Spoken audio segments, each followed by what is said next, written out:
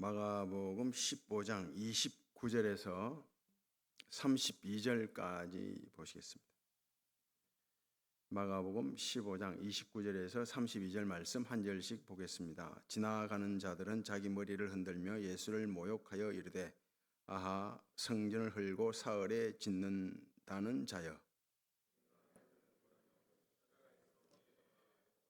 그와 같이 대제사장들도 서기관들과 함께 희롱하며 서로 말하되 그가 남은 구원하였으되 자기는 구원할 수 없도다. 이스라엘의 왕 그리스도가 지금 십자가에서 내려와 우리를 보고 믿게 할지어다.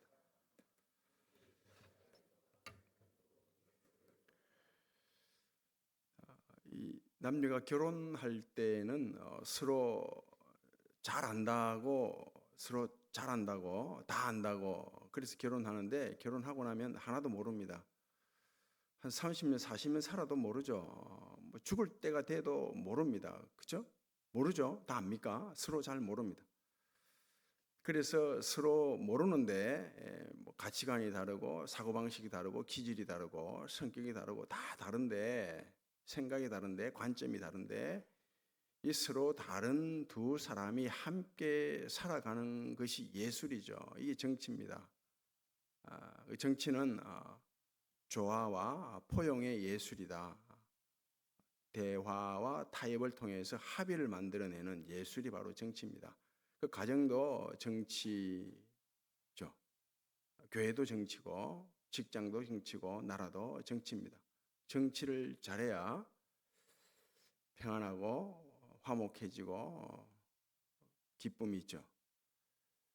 여당과 야당이 요즘 굉장히 치열하게 싸웁니다. 과거에는 이 정도 안 싸웠는데 요즘 굉장히 싸우는 그 싸움의 정도가 심합니다. 많이 다툽니다.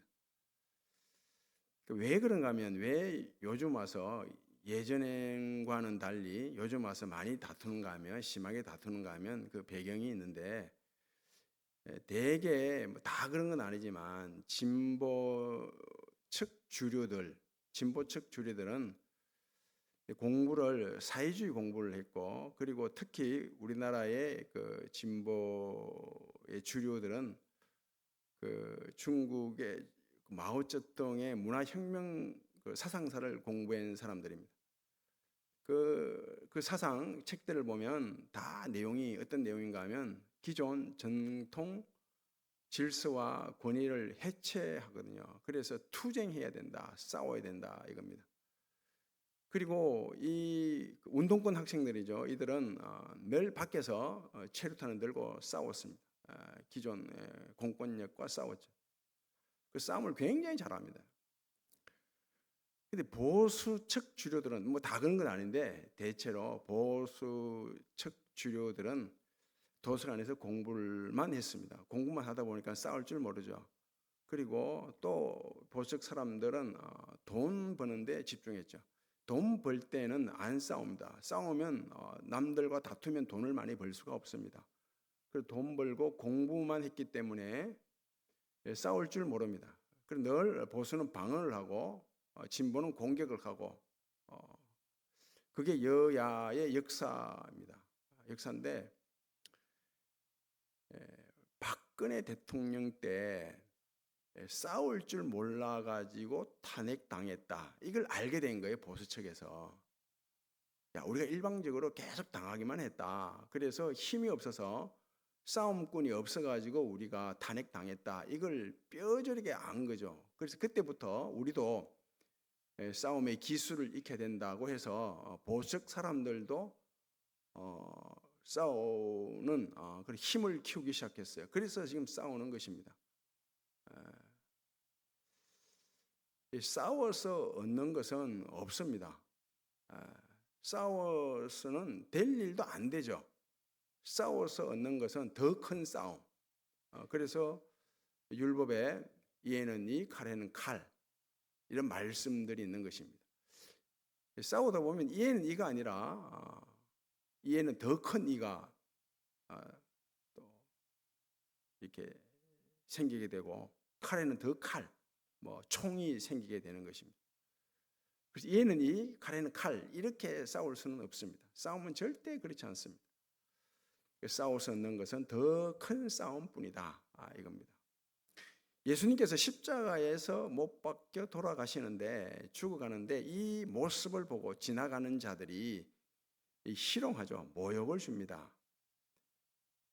어떤 식으로 모욕을 주고 희롱하는가 하면, 등달아서 종교 지도자, 서기관, 대제사장들 등달아 희롱하죠. 어떻게 희롱합니까? 성전을 헐고 사흘 만에 짓는 자여, 십자가에서 내려오라. 너 자신을 구원하라. 그가 다른 사람, 남은 구원하였을 때 자기는 구원할 수 없는도다. 이런 식으로 희롱합니다. 조롱하죠. 조롱이 커지면 화가 되거든요. 싸움이 되는 거죠. 언제 다른 사람을 희롱하고 조롱하고 또 화내는가 하면 자기 힘을 믿을 때입니다. 자기 힘을 믿을 때 언제나 조롱하고 희롱하게 되어 있습니다.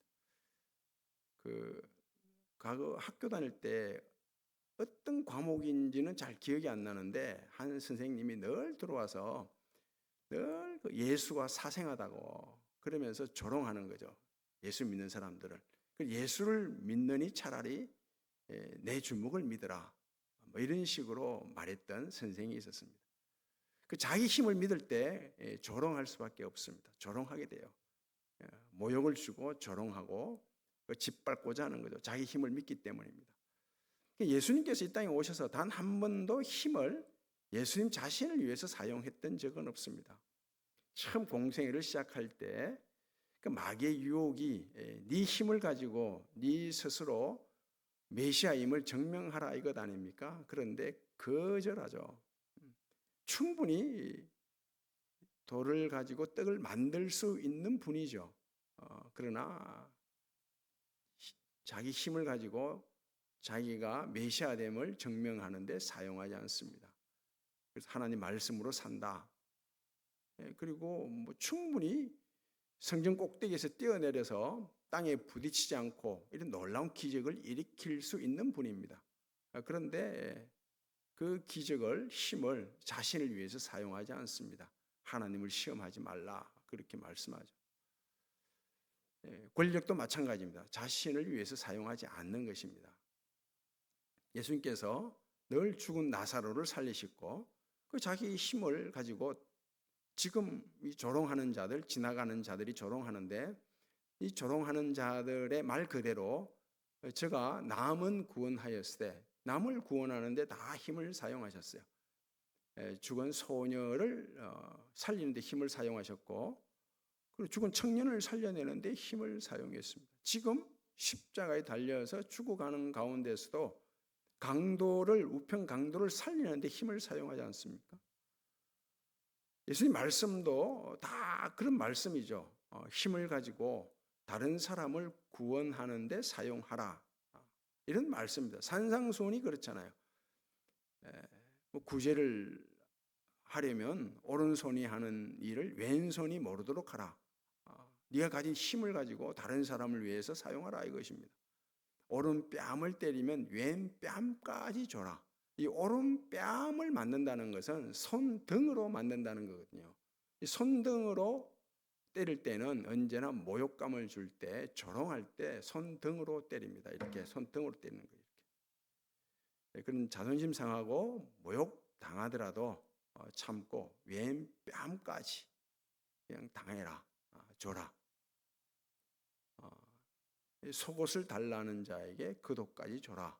겉옷이 훨씬 중요하다고 했죠. 속옷보다는 겉옷이 더 중요합니다. 속옷 별것 아닌 거 달라고 할 때 더 좋은 것 줘라 이거예요. 힘을 가지고 니를 위해서 사용하지 말고 다른 사람을 위해서 사용하라. 이런 뜻입니다. 그래서 오리를 가고자 할 때 심리를 동행해 줘라. 오리를 동행해 주는 것은 기본 법이에요. 기본 상식. 그런데 더 줘라 이것입니다. 다윗이 그 광야 쫓겨다닐 때 함께한 그 부하들이 한 600명 가량 되었거든요. 쫓겨다니다가 그 고향 처 자식들이 가족들이 있는 곳으로 돌아왔는데 그 고향 시글락이 고향은 아니죠. 고향은 아닌데 그 처 자식 가족들이 있는 곳이 아말렉의 침략을 받아서 완전히 불타고 그 가족들은 다 아말렉의 포로로 잡혀갔죠. 그러자 이 다윗과 함께한 그 부하들이 얼마나 화가 난지 모릅니다. 그래서 돌을 들어서 다윗을 죽이려고 하죠. 야, 우리가 지금까지 다윗을 따라다닌 결과가 뭐냐? 우리의 가족들이 다 포로로 잡혀갔다 이것입니다. 그때 다윗이 급히 그 자리를 피하고 하나님으로 인하여 힘을 얻게 됩니다. 하나님의 힘을 얻게 돼요. 그러자 그 분노, 화를 냈던 그 부하들이 진정하게 되고 그 600명의 부하들과 함께 아말렉을 추격하러 갑니다. 추격하러 가는데 그 600명 가운데 한 200명이 부솔 시냇가에서 그냥 퍼지지 말잖아요. 퍼져버립니다. 지쳐서 우리는 더 이상 추격 못하겠다. 다 눌러앉게 되는데 나머지 400명을 데리고 계속 추격하다가 애굽의 종 소년 하나를 만나죠. 아말렉의 종이었습니다. 4일 동안 먹지 못하고 병들어 있는 그 소년을 만나는데 이 소년을 먹이잖아요. 먹입니다. 치료해 준다고요. 지금 얼마나 급합니까? 자기 가족들을 찾아오는 일이. 근데 그걸 제쳐두고 그 다윗이 자기가 가진 힘을 가지고 그 병든 그 아말렉의 종 애굽 소년을 먹이고 치료하거든요. 이 먹이고 치료했던 이 아말렉의 종이 아말렉이 있는 곳으로 안내를 해주죠.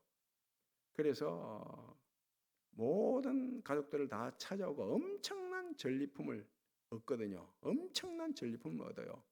그 전리품을 얻었기 때문에 이걸 분배를 해야 되지 않습니까? 분배를 하려고 하는데 그 400명 가운데 불량배가 있었다고 합니다. 그 함께하는 사람들 가운데도 불량배가 있는 거예요. 언제나 그 200명 벌솔 시냇가에 퍼졌던 그 200명에게는 나눠주지 말고 우리만 나눠 갖자 그럽니다. 그때 다윗이 그러지 마라 그럽니다. 저들도 우리와 함께한 자들이다. 저들이 오죽했으면 아말렉을 추격하는데 우리와 함께 하지 않았을까? 그들도 사정이 있었다는 거죠. 그래서 그들도 똑같이 나눠줍니다. 자기 힘을 가진 것을 저 퍼져버린 더 이상 추격할 수 없는 주저앉아버린 지친 그 200명에게 나누어 주죠. 그 조롱하고 희롱하고 모욕을 줄 때 어떻게 해야 되냐 이것입니다. 그 성경은 기도하라 그렇게 말하죠. 너희를 핍박하고 박해하는 자를 위해서 기도하라 이렇게 말씀합니다. 기도해야 합니다. 그 느헤미야가 바벨론 포로에서 돌아와서 성전을 재건하는데 그 산발랏이 조롱하고 막 비웃고 화를 내고 그럽니다. 이 산발랏이 희롱하고 조롱하고 화를 내는 것을 이 도비아가 듣고 역시 조롱한다고요. 그러면서 야 너희들이 이 짓는 이 성전 성벽은 여우가 올라가도 다 무너진다 허물어진다 이런 식으로 조롱합니다. 그때 느헤미야가 다른 것 하지 않습니다. 기도를 합니다. 기도. 하나님 어찌하면 좋습니까? 기도한다고요. 기도를 하는데 구약식 기도예요. 신약에는 이런 기도를 안 하죠. 구약은 그런 기도를 합니다. 저들을 다 하나님 처단해 달라고. 이건 진짜 저들을 하나님이 처단해 주길 바라는 게 아닙니다. 내 마음속에 있는 분노를 뽑아내는 거예요. 하나님 앞에 다 쏟아버리는 것입니다. 하나님이 다 처리해달라고, 처단해달라고 그런 기도를 하죠. 그래서 조롱받고 희롱받고 모욕을 줄 때에는 기도해야 됩니다. 그리고 이 조롱받을 때는 믿음으로 살 좋은 기회죠. 내 믿음을 증명할 기회예요. 이사야 58장 6절 이하에 보면 이런 말씀이 있습니다. 우리가 오해하는 말씀이기도 한데 하나님이 말씀하는 겁니다. 하나님이 말씀하기를 내가 기뻐하는 금식이 있는데 그 금식은 어떤 금식인가 하면 흉악한 자의 결박을 풀어주고 멍에 쓴 자의 멍에를 풀어주고 그리고 줄인 자를 먹이고 떠도는 자를 입히고 이런 것이 내가 기뻐하는 금식이다. 이렇게 말씀합니다. 단순히 음식을 먹지 않는 것이 하나님이 기뻐하는 금식이 아니라 하나님 기뻐하는 금식은 뭔가 하면 줄인 자를 먹이는 것이 힘을 가지고 자기 자신의 힘을 가지고 다른 사람을 구원하는 데 사용하는 것이 금식이라는 거예요. 하나님 기뻐하는 금식. 이게 금식입니다. 다른 게 금식이 아니에요. 내가 가진 힘을 가지고 헐벗은 자를 입히는 것, 병든 자를 돌보는 것, 이게 하나님이 기뻐하는 금식이라 그럽니다. 이 이사야 58장 이 말씀이 신약에 똑같이 나오죠. 똑같은데 나옵니다. 어디 나옵니까? 어디 나와요? 마태복음 25장에 나오지 않습니까? 마지막 날에 하나님께서 염소와 양을 구분하듯이 오른편에 선 사람과 왼편에 선 사람을 딱 구분해 버리죠. 구분합니다. 그리고 오른편에 선 사람에게 하나님 말씀하기를 하나님 나라를 상속받은 자여 복이 있다고 말씀하죠. 그러면서 그 오른편에 선 자들에게 말씀하기를 주님께서 말씀하시기를 너희가 내가 굶주렸을 때 먹였고 내가 헐벗었을 때 나를 감쌌고 내가 병들었을 때 돌아보고 그러자 이 오른편의 선자들이 우리가 언제 주님께 그랬습니까? 그러니 예수께서 말씀하기를 지극히 작은 자, 이 헐벗은 자를 돌보고 굶주린 자를 먹이고 상처 입은 자를 치유하는 그 일이 바로 내게 한 일이다. 그런 자에게 한 일이 바로 내게 한 일이다. 이렇게 말씀하죠. 이게 하나님이 기뻐하는 금식이죠. 그 자신의 힘을 자기를 위해서 사용하지 않고 자기를 위해서 사용하면 다른 사람을 조롱할 수밖에 없는데 내 힘을 믿을 때에는 언제나 과시하잖아요. 과시하게 되면 다른 사람을 멸시하고 조롱하게 되어 있습니다. 자기 자신의 힘을 믿지 않고 내 힘을 나를 위해서 사용하지 않고 다른 사람을 구원하는 데 사용하는 이것이 바로 하나님이 기뻐하는 금식이다. 이렇게 말씀합니다.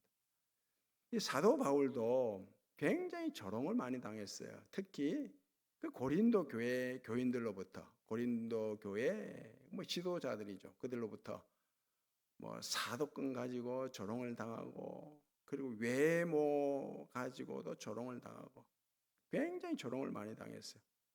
사도 바울은 부활하신 예수님의 직접 가르침을 받지 않았기 때문에 사도가 아니다. 이런 조롱을 많이 받았습니다. 그리고 다른 사람의 병을 고치지만 자기 자신의 병은 못 고친다고 막 조롱당하고 그리고 말을 제대로 못한다고 조롱당하고 굉장히 조롱을 많이 당했거든요. 그래서 이 고린도 교회 교인들 바울이 생각하기를 이거 그냥 내버려두면 안 되거든요. 그래서 이거 좀 고쳐야 되겠다 싶어가지고 내가 너희한테 가면 너희 그냥 안 내버려둔다. 가만히 안 둔다. 그럽니다. 그래 놓고 바울이 어쩌는가 하면 하나님 앞에 엎드린다고요. 너희들을 그냥 안 내버려둔다. 이게 무슨 뜻인가 하면 엎드립니다. 바울이. 엎드려서 뭘 아는가 하면 내가 약할 때 더 강해지는구나. 그들이 나를 이처럼 조롱하는 것은 나의 약함을 알도록, 내 약함이, 내가 얼마나 약한지 그걸 알도록.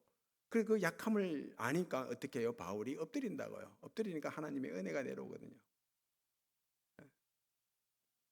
그 약할 때 강함이라 이렇게 고백하는 것입니다. 그리고 바울이 또 그러지 않습니까? 사랑은 썩내지 아니하며 자기 유익을 구하지 아니한다. 이렇게 말씀하는 겁니다. 십자가에서 내려오면 안 됩니다. 자꾸 지금 십자가에서 내려오라 그러잖아요. 십자가에서 내려오면 지는 겁니다. 십자가에서 내려오시면 안 되고, 그리고 제가 남은 구원하였으되 남을 구원하는 데 내 힘을 사용하셔야 됩니다. 명절에 십자가에서 내려오시면 안 됩니다. 그죠? 그리고 남을 구원하는데 제가 남은 구원하였으되 이게 답이라고요. 다른 사람을 구원하는데 내 힘을 사용하셔야 됩니다. 조이, 기쁨이 조이잖아요. 조이, J-O-Y, 조이, 기쁨. 이 기쁨은 J, 지저스. 먼저 첫 번째는 예수, 지저스. 그리고 두 번째는 O, others, 이웃, 남. 그리고 세 번째가 you, 당신, 나. 이런 삶을 살아갈 때 우리에게 진정한 기쁨이 있습니다. 명절 기간 동안에 먼저는 예수, 두 번째는 이웃, 남, 그리고 나. 이런 의식, 믿음 가지고 살아가서 명절에 기쁨이 있는 명절, 십자가에서 내려오시면 안 되고 제가 남은 구원하였으되 이게 답입니다. 이런 삶을 살 때 명절이 정말 기쁨, 명절이 될 것으로 믿습니다.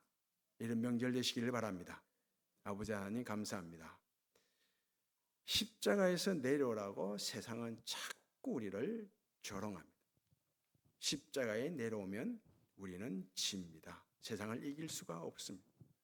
그리고 제가 남은 구원하였으되 남을 구원하는 일이 우리의 힘이요 우리의 삶입니다. 이번 명절 복된 명절 되도록 은혜를 베풀어 주옵소서. 예수님 이름으로 기도하옵나이다.